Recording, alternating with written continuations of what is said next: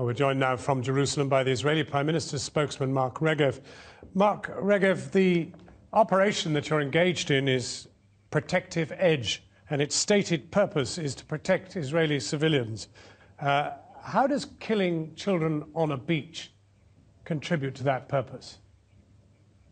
Well, it doesn't. You have sophisticated ships offshore there with some of the best and most forensic sighting and visual capacity. It's pretty hard to confuse boys running around with a ball on a beach. Well, let me be clear here. The story with these 4 boys is a tragedy. You can't look at those pictures and not be moved. But let's be clear. The Israeli military does not target civilians. It does not target children. And I don't believe the person who, if it was an Israeli, who fired and killed those 4 boys knew that they were children. The number of children killed so far has reached somewhere around 50, and the vast majority of all the people who've died are civilians. We get to our second incident today, where our own correspondent witnessed yet another shell coming in from the sea and hitting 3 boys, one of whom escaped actual injury, was merely shell-shocked. The father was injured. The 2 boys were injured. More civilians, more sighting, more error. That's the nature of war. That's what you're up to, war. And you seem to be happy for it to, frankly, well, if it results in dead children, dead women, that's it. War is a terrible thing. Anyone who's been in the military, anyone who's been in a war zone, your reporters who cover war know that better than anyone else. But let's be clear. We tried to end it all yesterday. There was a ceasefire proposal on the table by the Egyptians, a proposal supported by the Arab League, not known to be particularly friendly to Israel, supported by the United Nations. We supported that ceasefire proposal. We ceased all our operations against terrorist targets in Gaza for some 6 hours. And the reason the conflict is continuing today and tonight as we speak is because Hamas said no to that ceasefire proposal. Hamas, in both word, they rejected it, and indeed they continued firing rockets at our people, barraging our cities. So well, I think the people of Gaza are angry. Version here is that they were never spoken to about this, because, of course, the Egyptians won't speak to them precisely because they see them as allied with the Muslim Brotherhood, whose people they've locked up in their thousands in their jails. Hamas had an opportunity for a ceasefire. Let's be clear, and I'm sure your reporters will verify everything I'm about to say. They announced the ceasefire at 10 p.m. local time. We had 11 hours to get ready for the ceasefire. It was all public. Israel, the Security Cabinet, met first thing in the morning, and we agreed to the ceasefire. We ceased all hostile activity, and we actually, almost for 7 hours, though Hamas rockets continued to rain in on our cities, we did not respond because we thought maybe Hamas needs a bit of time to get its act together, to enforce the ceasefire, but they nevertheless chose to reject a UN Arab League-sponsored proposal for a ceasefire. What does that mean? Is the Arab League working for Israel? Let's be serious for a moment here. Well, let's be serious and move on from children to geriatrics and to people with paralysis, lying in a hospital at 3:30 in the morning, the El Wafa Hospital. What was the point of bombing the El Wafa Hospital, for goodness sake?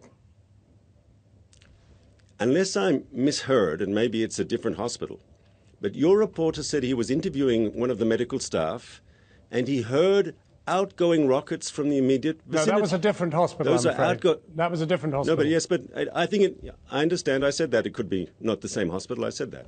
But that shows the dilemma Israel is facing.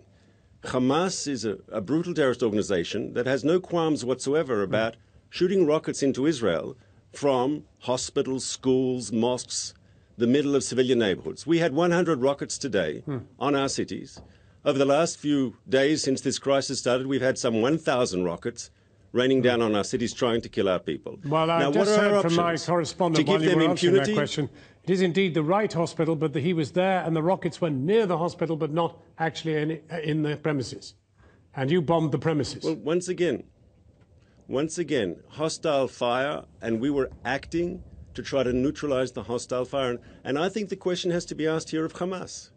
Why are you deliberately embedding the civilian population, shooting your rockets trying to kill our civilians using Gaza's population as your human shield. But, Mr. Regev, it is Israeli forces, too, who are doing exactly the same thing. You are deliberately targeting neighbourhoods in which you know there are women and children. And if your sightings can't see boys playing football on a huge, wide beach, then there's something wrong with your equipment. Well, let's be clear here. If you want to go back to the beach, one of the reporters, who I've read all the material that's come out, actually said he thought when he heard the explosion, it was outgoing rockets. And of course, it wasn't in the end, but that just shows that he knows that Hamas is using these urban areas where civilians are living their lives to shoot at us. Now, what's our dilemma? And I hope you'll let me answer this question.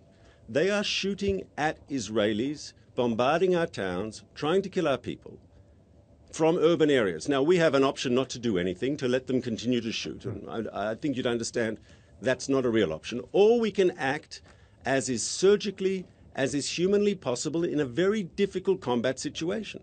Well, the most unfortunate thing is that despite the most sophisticated weaponry in the whole of the Middle East, you have proved a very serious point.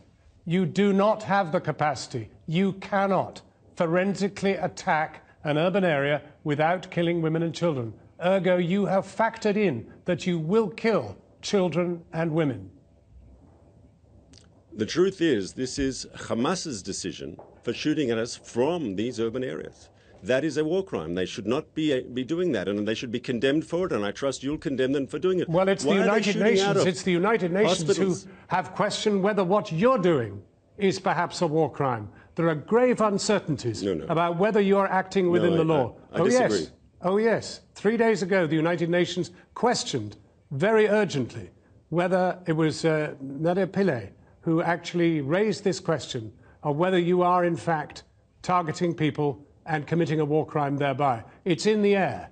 Can I tell you, I've heard interviews with Palestinians in Gaza, and they've openly admitted they know that they are not the target of the Israeli raids, that the terrorists are the target.